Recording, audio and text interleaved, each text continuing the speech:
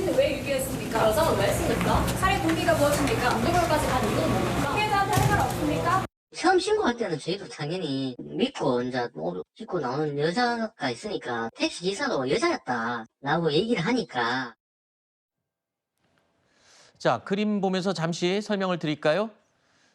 자, 휴대전화를 보면서 골목길을 내려가는 저 남성, 손에는 검은 비닐봉지가 2개 정도 들려 있습니다. 소각 쓰레기를 모으는 곳에 비닐봉지를 이제 내려놓게 되는데요.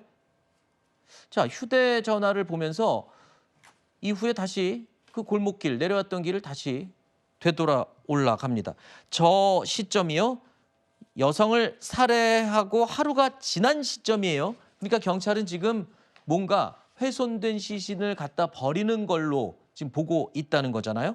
그렇습니다. 시점이 여성을 살해한 하루 지난 시점이고요. 그리고 실제 본인이 이 여성에 대한 실종 신고를 하기 5시간 전의 행적입니다. 네. 나오는데 이렇게 뭔가를 들고 나오는 그러한 장면으로 미루어 보아서 그리고 더군다나 본인이 어쨌든 시신을 유기했다라고 지금 이야기를 하고 있는 상황이거든요. 그것도 한 곳에 유기를 한 것이 아니라 경주라든지 군포라든지 여기저기를 돌아다니면서 시신을 유기했다라고 진술을 하고 있는 상황이어서 지금 경찰은 이 소각장이라든지 이런 것들까지 다 찬찬하게 수색을 하고 있는 상황이고요. 혹시나 그곳에서 또 범행 도구가 발견이 될 수 있는 것이기 때문에 네. 다양한 가능성을 열어두고 수색 중인 상황입니다. 근데요, 경찰이 지금 이게 사이코패스를 검사하려고 그랬는데 본인이 거부했다고 해요. 이거 검사 거부해도 되는 건가요? 그리고 거부하는 건 뭔가 속이 찔려서 그런 거 아닌가요? 그러게요. 일단 좀 고려해 봐야 되는 것이 27일을 기점으로 변호인이 선임됐다라고 합니다. 그렇기 때문에 아마도 변호인의 조력을 받아서 이 검사에는 응하지 않는 것이 어떻겠냐라는 조언을 받았을 수도 있겠고요. 사이코패스 검사라는 것이 본인이 응하지 않으면 사실 검사 수행이 불가능합니다. 어허. 면담을 통해서 이야기를 하면서 그 책정된 체크를 하는 것이기 때문에 사실 이 사람이 입을 열지 않는다? 무용한 절차거든요. 그렇기 때문에 사이코패스 검사는 아마도 이루어지기 힘들 것으로 보여지고 다만 추후에 본인이 심경을 바꿔서 어떠한 이와 관련된 구체적 진술이라든지 네. 아니면 검사에도 응하겠다라고 할 여지도 있어 보입니다. 네. 그리고 또 충격적이게 추가로 드러났죠.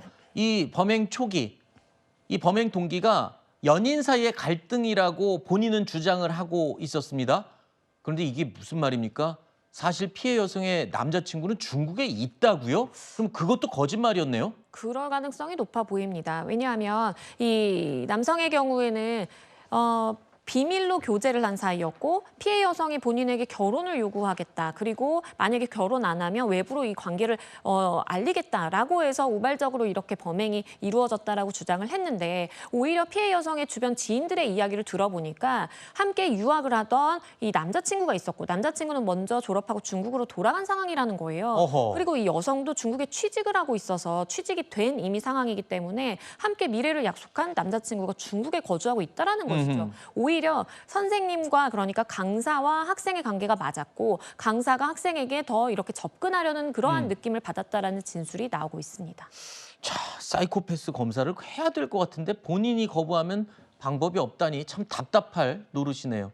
시신을 왜 유기했습니까? 여성은 왜 했습니까? 살해 동기가 무엇입니까? 안전벌까지 간 이유는 뭡니까? 피해자한테 할 말 없습니까? 미리 계획하고 살해한 겁니까? 중국인 여성 유학생을 국내에서 중국인 대학 강사가 살해했다라는 혐의가 제기됐습니다. 중국에서 취업, 대학원 수료증 발급을 위해 마지막 입국한 이 중국인 여성 유학생을 중국인 대학 강사가 살해 후 전국에 시신을 유기한 사건입니다. 범행을 일부 인정했습니다. 그런데 CCTV가 굉장히 소름 끼칩니다. CCTV 영상 보시죠. 지난 20일 새벽 경북 경산의 한 주택가 골목, 여행용 가방을 끌고 가는 긴 머리 여성과 남성이 건물로 들어가죠. 20시간 뒤 원피스 차림의 모자를 쓴 여성이 홀로 건물을 나와 캐리어를 끌고 사라집니다. 그런데 자세히 보니 어딘가 좀 다릅니다. CCTV에 포착된 여성은 바로 피해 여성의 옷을 입고 여장을 한 정 씨였습니다. 여장을 한 채 동대구역으로 향한 정 씨는 화장실에서 자신의 옷으로 갈아입고 피해 여성의 휴대전화까지 꺼버렸습니다. 마치 피해 여성이 동대구역에서 사라진 것처럼 꾸민 겁니다. 정 씨의 범행은 여기서 그치지 않습니다. 전국을 돌며 여성의 시신을 유기하기까지 했습니다. 반장님, 이거 프로파일링 해본다면 어떻게 보십니까? 상당히 소름 끼치죠. 네. 지금 걸음걸이를 봤을 때 지금 나가는 게 지금 저 사람의 팔자걸음이 나가는 것과 거의 유사하죠. 들어가는 여성분의 걸음걸이는 다르죠. 걸음걸이가 다르군요. 예, 법보행 분석은 분명히 으로 지금 찾아낸 건데요. 경찰관이 잘 찾아낸 거죠. 왜냐면 저기 나가는 모습이 들어가는 여성과 다르기 때문에 이상하다 싶어서 저렇게 한 건데. 이게 수사 기법입니까? 그렇죠. 그러니까 저 걸음걸이가 팔자걸음이지 않습니까? 그렇군요. 근데 저기 들어갈 때는 전혀 다른 걸음걸이죠. 그러니까. 아니 그럼 자기가 살해한 여성인 척 꾸몄다는 거예요? 그렇죠. 저거는 지금 저 범인입니다. 지금 나오는 저 범인은. 그러니까 이제 근데 왜 그랬느냐? 그러니까 이제 보통 이 범인의 독특한 특성이 아마 복장 도착인 것 같습니다. 예. 여성의 옷을 입는 그런 성 도착증과 같은 것이 있을 수 있습니다. 왜냐하면 이 훼손한 방법이라든가 이 사람이 가지는 직업적 특성을 봤을 때 그리고 소위 말하는 애정망상증을 봤을 때는 그런 가능성이 충분히 있는 거고요. 그것을 이제 경찰은 포착한 것 같습니다. 대학에서 해부학 강의를 하고 신경해부학 강의를 해서 있다는데 시신을 훼손했어요. 그건 어떻게 봐야 됩니까? 그러니까 자기 이건 뭐 전문성이라고 자기의 직업적 전문성을 충분히 발휘한 거죠.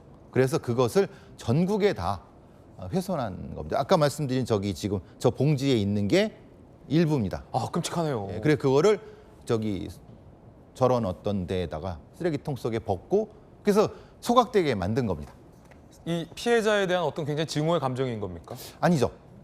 이제 제가 애정망상이라고 애정망상이다. 하는, 그 집착적 소유. 아하. 그러니까 사실은 저 여자분은 여자친구가 아닙니다.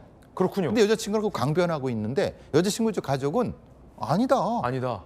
그냥 일방적으로 따라간 거다라고 하고 있죠. 저런 종류의 집착이 강한 범죄자들은 저런 형태의 도착적인 성격이 있을 수 있습니다. 정말 끔찍한 강력범죄입니다. 오늘도 범죄 프로파일러 배상훈 반장님과 함께 두 가지 사건 심층 프로파일링 해봤습니다. 반장님 감사합니다. 감사합니다. 저희들은 60초 광고 보고 돌아오겠습니다. 잠시 후에 뵙죠.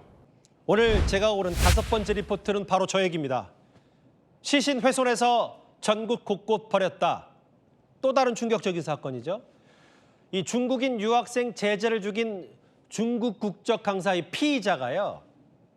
피해 여성 옷을 입고 실종처럼 꾸민 정황 어제 제가 전해드린 바 있습니다. 그런데 범행 이후 훼손한 시신들을 전국 곳곳에 유기한 사실까지 드러났습니다. 시신을 왜 유기했습니까? 여장을 왜 했습니까? 살해 동기가 무엇입니까? 동대구역까지 간 이유는 뭡니까? 피해자한테 할 말 없습니까? 미리 계획하고 살해한 겁니까? CCTV 한번 볼까요? 저렇게 휴대전화를 보며 골목길 내려가는 저 중국인 남성. 손에를 뭔가 가득 든 검은 비닐봉지 2개가 들려 있습니다. 그리고 소각 쓰레기를 모으는 곳에 비닐봉지를 내려놓은 뒤 휴대전화를 보면서 마치 아무 일 없었다는지 골목을 올라갑니다. 여성을 살해하고 하루가 지난 시점으로요. 저 피의자가 피해 여성 실종 신고를 하기 5시간 전입니다. 그러니까 경찰은 저 피의자가 21일 전후에 저렇게 피해자 시신을 훼손한 걸로 보고 있습니다. 이때 훼손한 시신 일부를 유기했을 가능성이 있다 보고 지금 경찰은 일대 소각장을 수색 중인데요. 경찰 조사에서 이 피의자는 시신을 훼손한 뒤 전국 곳곳에 유기했다고 진술한 걸로 알려졌습니다. 그러니까 거주지인 경상북도 경산뿐 아니라 경북 경주와 경기도까지 그러니까 군포 등지에 여러 지역에 유기한 것으로 파악이 됐습니다. 그리고 수사에 혼선을 주기 위해 피해 여성의 옷을 입고 아예 여장까지 했는데 그런데 이게요. 되레 이 여장 때문에 덜미를 잡혔습니다. 처음 신고할 때는 저희도 당연히 믿고 이제 옷 입고 나오는 여자가 있으니까 택시 기사도 여자였다라고 얘기를 하니까 피해자의 이전 모습하고는 체형이 완전히 다르니까 그래서 이상하게 생각을 해서 마스크는 쪘지만은 체형으로 봐서는 완벽히 피해자가 아니라서. 저 여장을 한 모습이 피해 여성과 체형 차이가 컸기 때문인데요. 이 병원에서 근무하는 중국인 남성 피의자는 대학에서 인체해부학 등을 가르치는 강사로 활동한 것으로 전해졌습니다. 경찰은 신상 공개와 사이코패스 검사를 검토하고 있습니다.